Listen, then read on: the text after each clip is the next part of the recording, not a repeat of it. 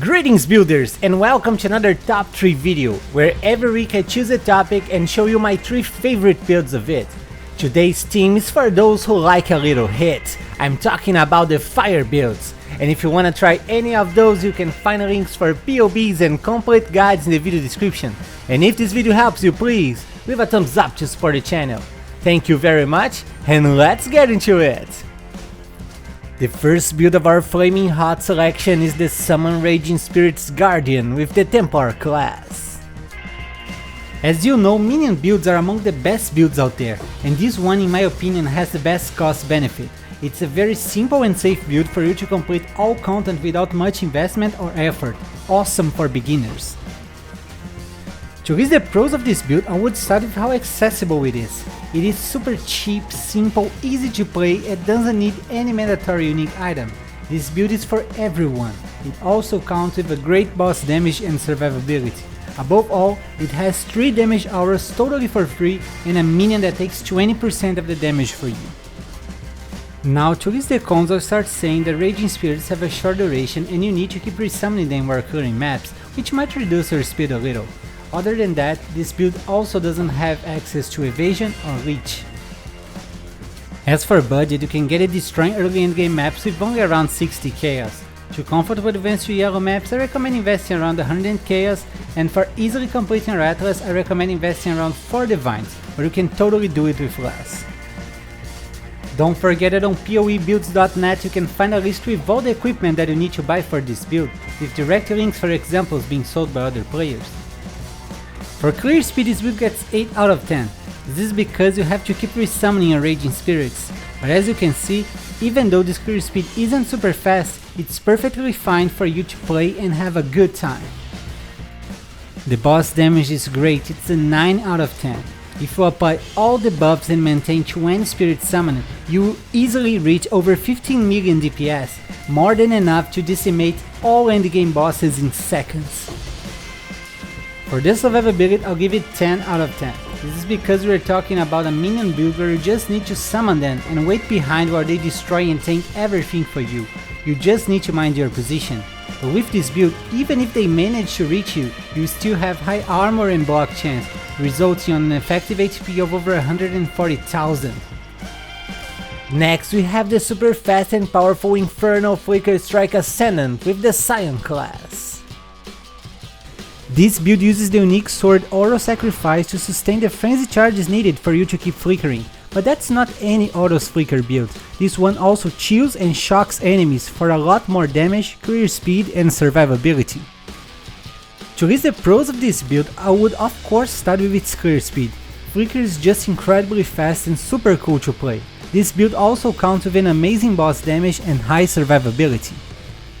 Now, to list the cons, the first thing that comes to my mind is that you are always very close to enemies, which is a vulnerable position.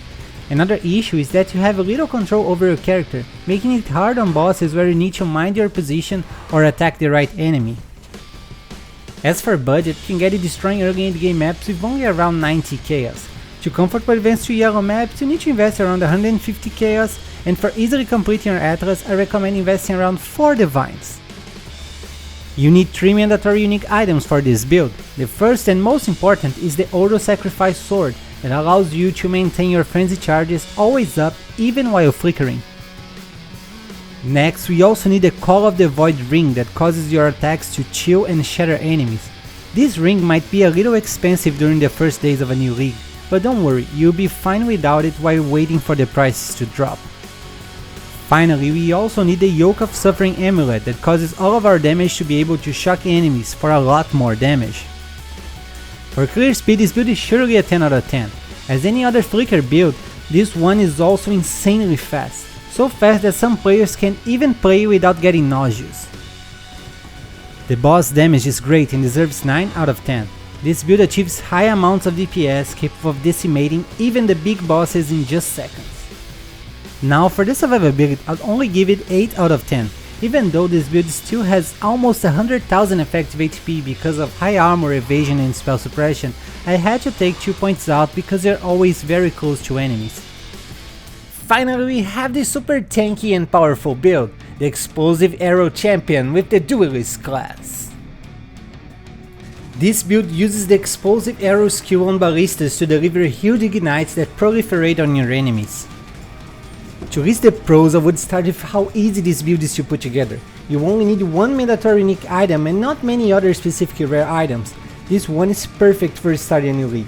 This build is also very safe to play because with a totem playstyle, you just need to wait behind while they turn your enemies into ash.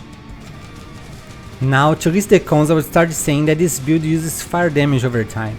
This means that your boss damage will need a lot of investment to be amazing. But don't worry too much about it, you can easily kill map bosses with a low budget. This build is only not recommended for uber boss farming. As for budget, you can get it destroying early endgame maps with only around 55 chaos. To comfortably advance to yellow maps, you need to invest around 120 chaos, and for easily completing your atlas, I recommend investing around 4 divines, but you can totally do it with less. You only need one mandatory unique item for this build, the Diadian Dawn belt, which causes your ignites to deal damage a lot faster. This is great for killing bosses. For clear speed, this build gets 8 out of 10. I took 2 points out because of this delay that explosive arrow has before exploding and proliferating your ignites. This might feel a little bit clunky, but as you can see, the clear speed is great to farm red maps. The boss damage also gets 8 out of 10. As mentioned before, fire damage over time builds need to invest many divine orbs to have a big single target damage, but this one, even on a low budget, will be able to farm red map bosses without any issue. For this survivability, I'll give it 10 out of 10. This is because we're talking about a totem build where you just need to summon them and wait behind while they destroy and tank everything for you. You just need to mind your position. And above all of that, this build also counts with high armor, evasion and spell suppression. And that's it for today, guys. What did you think about those fire builds? Please take a second to leave your thoughts in the comments and give a thumbs up to support the channel. I wish you guys an amazing day, and don't forget to keep building!